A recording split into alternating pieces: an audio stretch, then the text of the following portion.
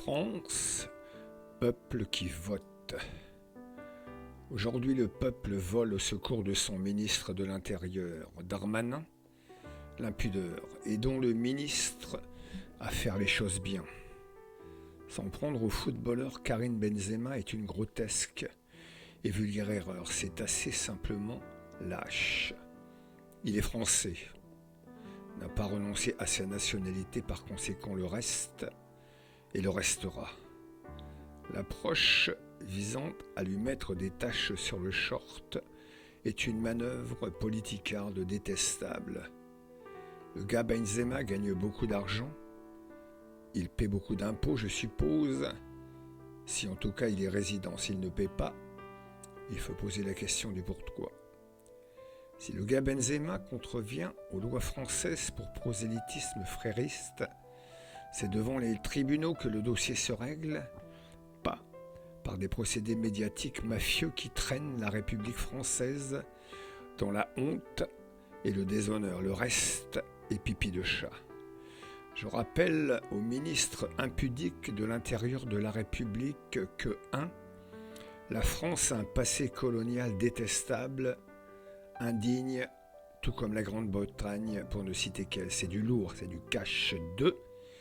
Nous payons l'addition plein pot, comme les Anglais avec leurs Indo-Pakistanais. 3. La seule solution, c'est investir et réinvestir dans leur intégration, sans corrompre ni maltraiter. 4.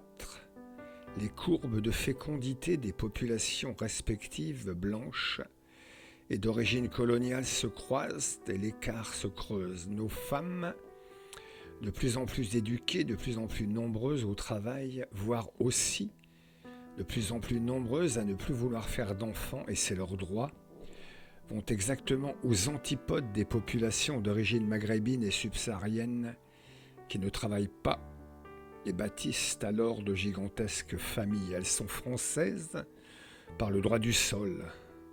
La loi française n'est jamais rétroactive, c'est un sujet de constitutionnalité. Par conséquent, ces familles resteront françaises jusqu'à la nuit des temps. La seule façon de lutter contre cette outrance du décrochage des deux courbes ICF, indice consolidé de fécondité, est l'éducation des femmes d'origine émigrée. Là, seulement, nous assisterons progressivement à un véritable tassement, rattrapage des écarts. 5.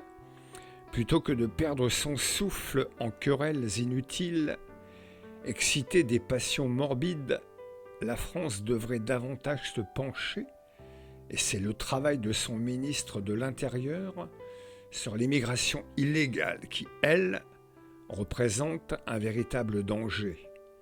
Le reste n'est que le fruit de notre incurie et de nos faiblesses. Les farouches opposants et démagogues de comptoir du ministre, oui, les siens, Éric Zemmour et son idéologie du grand remplacement, tout comme Mélenchon et son électoralisme braillard, se retrouveraient tous deux intellectuellement décapités en place de grève par simple bon sens et courage.